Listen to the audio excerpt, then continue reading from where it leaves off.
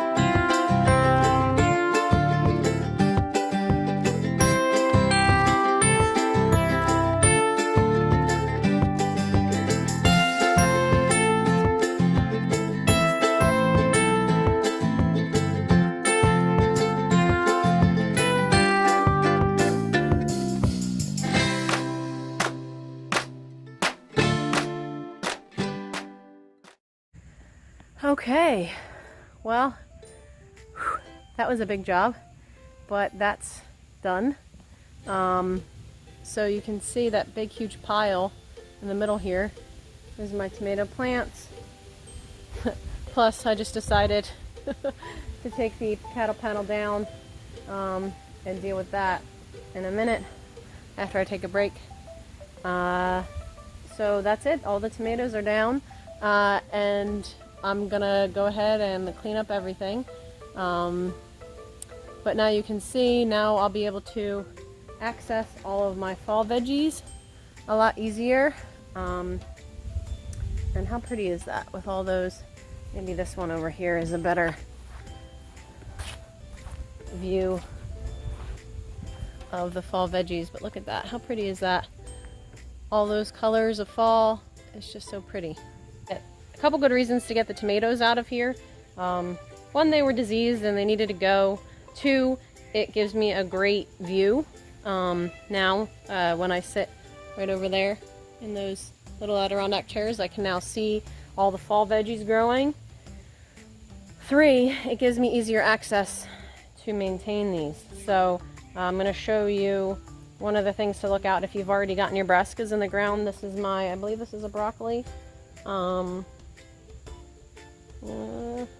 Might be a white cabbage or broccoli. Nope, it's a broccoli.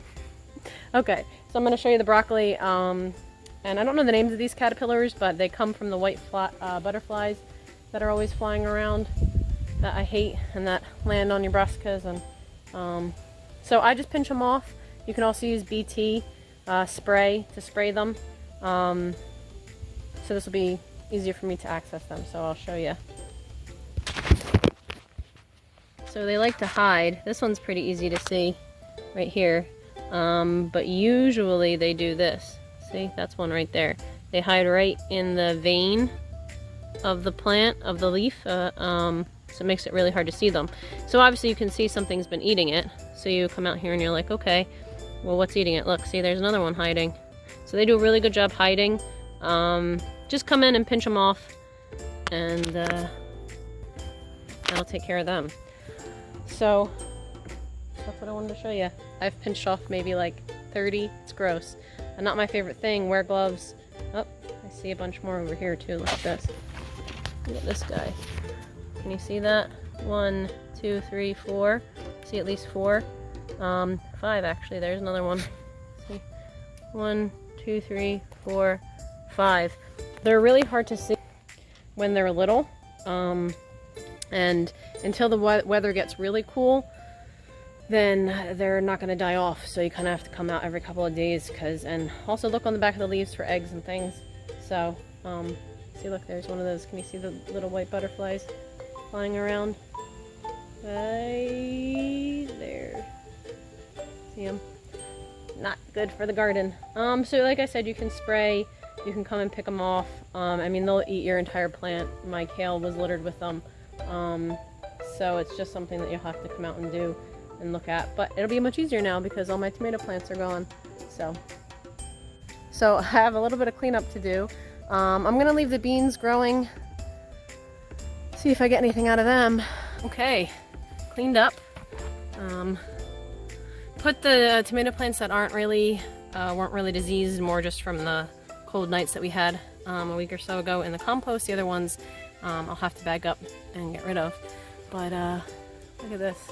This is the fall. I love the fall. This is my favorite bed, I think. It's mainly broccoli and some burgundy lettuce. And actually, I have a bunch of other lettuce that needs to be planted. So I'll probably interplant in this bed and definitely in this bed some lettuce. This one looks pretty bare. There's a lot of space in there. We did throw some spinach seeds down here, which is this that's starting to come up right here. The other seeds are tomato seeds. So that's one reason not to just let your tomatoes drop. Here's my lettuces. Come on, turn. So we'll have plenty of lettuce. And see, there's even a kale in there. I could always plant, probably will plant some kale just in case the pest-ridden kale doesn't work. We have arugula, romaine, more burgundy, some kale, and we'll have plenty of delicious to eat throughout the fall. I might plant a few more even in the hoop house. It's probably a good idea just so that I can have that even through the winter, because even if the peppers won't survive, once the temperatures get too cold, even within the hoop house, the lettuces definitely will. So I think that'll be a plan. It'll be cool. I've definitely never had anything in the garden in the winter that I could eat. So I think I'm gonna do that. So these are my asparagus. So you can see there's a whole bunch, 1, 2, 3, 4, 5, a whole bunch there, a whole bunch here, and then a whole bunch here, which and then you can see the ferns are just crazy. So this has me excited. So asparagus is a perennial, and I had to pick them, transplant them, since we arranged these beds, but they've been doing great here. So I'm excited that we're gonna have a lot of asparagus. So, as I was saying, I planted some peas. I don't know that anything will come of them, but I have some peas here.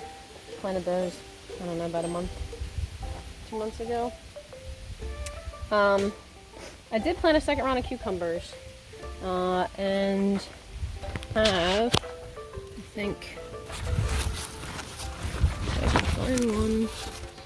Yeah, we have some cucumbers here. But the weather, again, all depends on the weather, so we'll see. My kale is growing awesome, but you can see that the caterpillars are just having a feast. So what I'll do is I'm going to take all these lower branches off. See, some of them are anyway.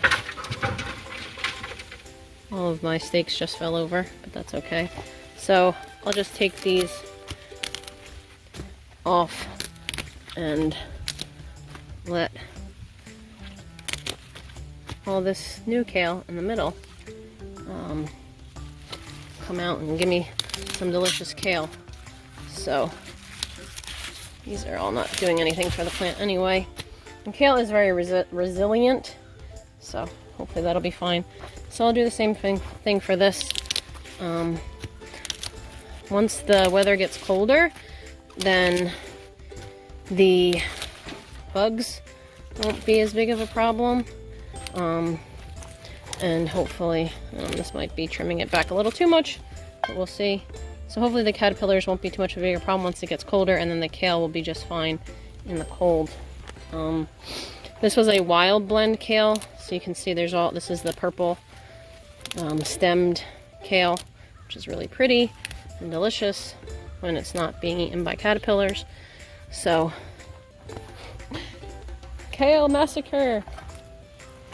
And see, some of these have already been broken anyway from storms and stuff. I really should have been harvesting these. This one actually doesn't look too bad. Maybe this one. but you can see it's beautiful kale. And kale can withstand really cold temperatures, so that's why I want to try to maintain these now. And they're definitely well established because when the cold comes, they'll be fine. Here's another cucumber back there. So that's what's growing here for the fall. The cucumbers, probably not going to get much out of it, but that was an experiment anyway. And then I'll have the kale through the winter. Then we have my peppers. So this is pretty cool. When I planted this bed, I had in mind that I would put my little hoop house on this bed because I know peppers take a really long time to mature and to fruit, and then for that fruit, if it's a bell pepper, to go from green to either red or yellow or orange. And I had this hoop house from the early spring so that I could get an early start, so I put it on my pepper bed. It's really easy and cheap to put together. All that you have to have are PVCs.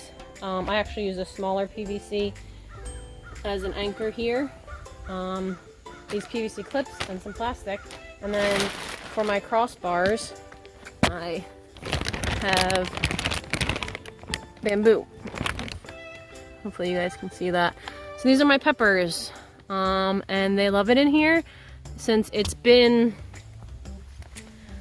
warmer the last couple of days. I vented it, and I just did that by folding up the plastic and clipping it. You can see the clip there. I double clipped it, and then once the weather goes back down again, I will cover it completely up and they'll be great in there. I think with, depending on the thickness of your plastic, it could be 20 to 30 degrees warmer in there, so you have to definitely be careful and vent it if the temperature goes back up again. But you can just see all the peppers that I have growing in here. Variety, Jimmy Nardello, sweet Slavana, bell peppers, different bell peppers. So this way I'll have peppers throughout the winter. I'm going, well, maybe, so we'll see if it's, peppers don't like it when it's too cold, so I wouldn't say through the winter necessarily that I'll have peppers, but definitely through the late fall, November-ish. So I have another 2 months. And here are my other peppers, which I'm going to also try to, do something to protect these. Maybe make another little mini hoop house. The problem is that they got so tall, so I have to kind of figure that out. I did throw some plastic over them during that cold week last week, but look, check these peppers out. I mean, these are my best producing plants, and of course they're not under the the hoop house, but I mean, that's just beautiful. Go ahead and, man, look at that in there. Whoa, look at all those peppers. And then these are the red bell peppers here. I'm trying to get my clippers out of my pocket. Oh, hi, Mr. Spider.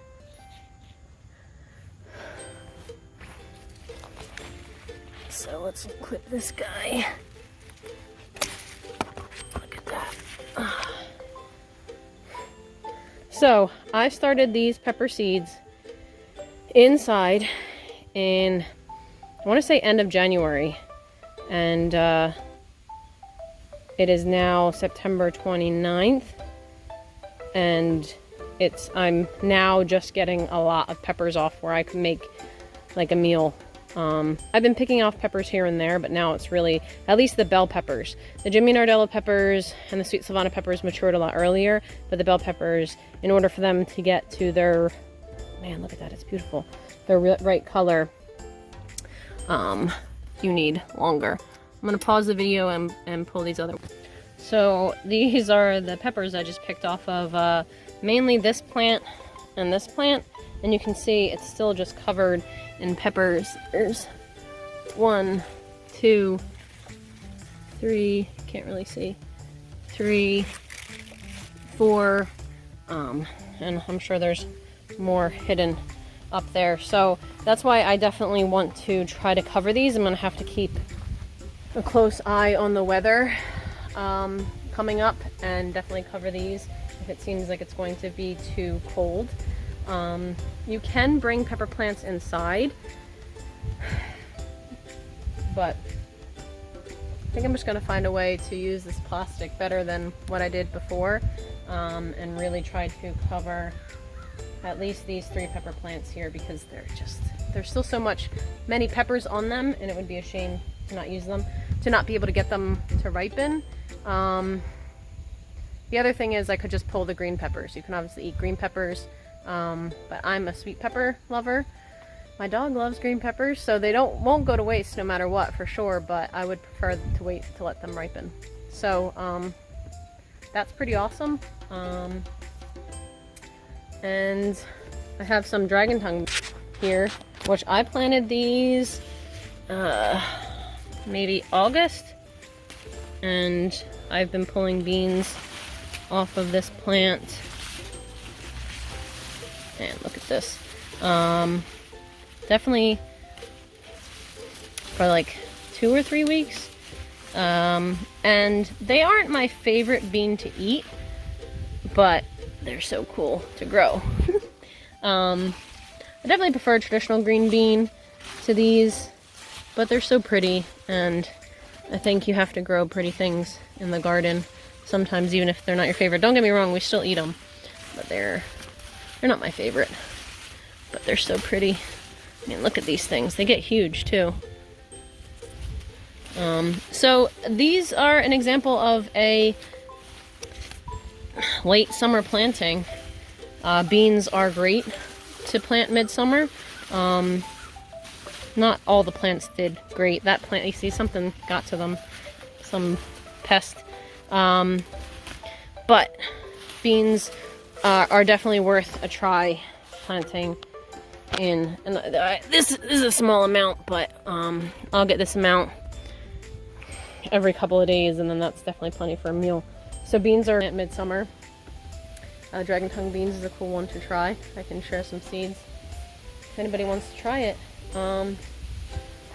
And that's pretty much all that is going on in my garden. I guess I just wanted to share some different things. Usually I talk about tomatoes and not peppers so much. But this has been my best year with peppers for sure. And I'll keep you posted on how the hoop house does. And I'm going to go ahead and plant some more that I had on the grow cart. Anyway, I love sharing my garden with you guys, and I hope that this has inspired you to make a fall garden, have a fall garden, maybe even plant some stuff now under a hoop house for winter. You know, I think it's funny, I make my shopping list and I write down lettuce, and I was like, oh, I don't want to buy lettuce. I've been spoiled that I had lettuce in my garden from March until June, July even, probably, and then it got hot, so I had to take it out. It all bolted, and I haven't really had too much lettuce to eat, some kale and things. So anyway, I'm really excited to be able to pull some lettuce out of the garden and make delicious salads for the fall and winter. And I hope this inspires you guys to do the same. And until next time, stay dirty and keep learning. Bye.